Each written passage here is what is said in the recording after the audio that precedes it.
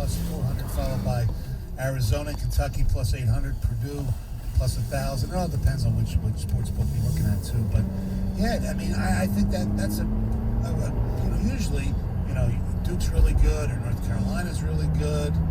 Syracuse, they stink. Louisville's no good. I mean, the ACC has really gone downhill this year, and the Big Ten, top to bottom, it's still pretty strong. But there's no great team in the Big Ten that you sit there saying, "Oh my God, Purdue's unbelievable."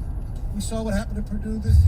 Michigan State's good, but Purdue's lost some other games. Well, they got popped by Michigan. Exactly. And they almost lost to Michigan at home.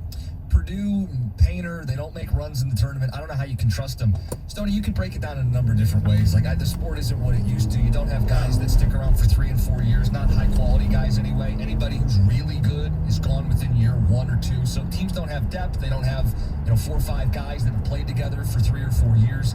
We don't have the great teams that we used to in college basketball. Just to run people through Saturday, then we'll get to why this is so important for Michigan. Just get in. You had Gonzaga lose to St. Mary's. They shot 36%. You had Arizona shoot 39%, commit 18 turnovers. These are the best 2 teams in America. You had Auburn go on the road. They shot 35%.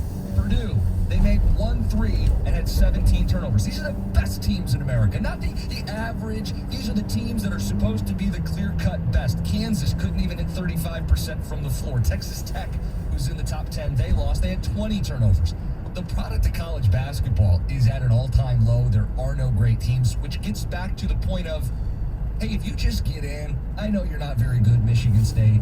I know you're not very good, Michigan. If you can get in, who knows, given where the sport is right now. It's Michigan. For them to get in, Stoney, what do you think needs to happen? I don't know if you want to put on your Lenardi cap, get your bracketology degree out.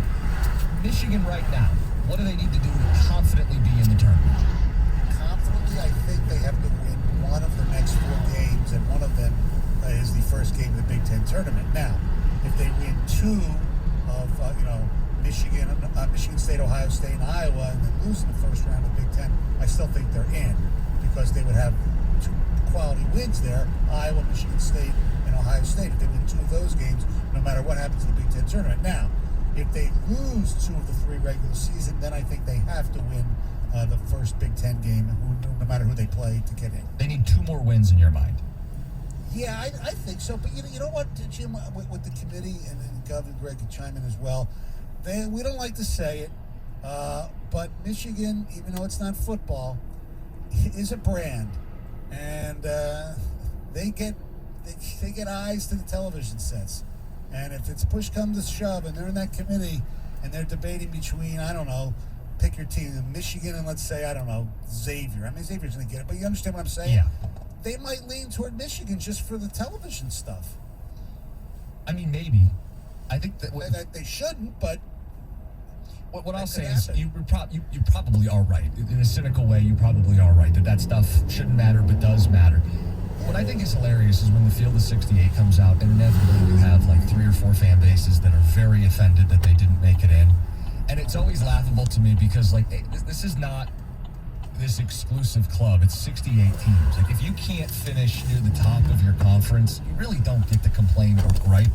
If you're Michigan, you don't get to complain or gripe if you don't go out and beat some of these good teams and actually earn your way into this tournament. So everybody they're going to play the rest of the way should be a tourney team. They'll play MSU, Iowa, Ohio State, and presumably whoever they face in the first round of the Big Ten tournament will be a team that's already in as well. So, yeah, I think you need 2 of the next 4 to feel good about your resume.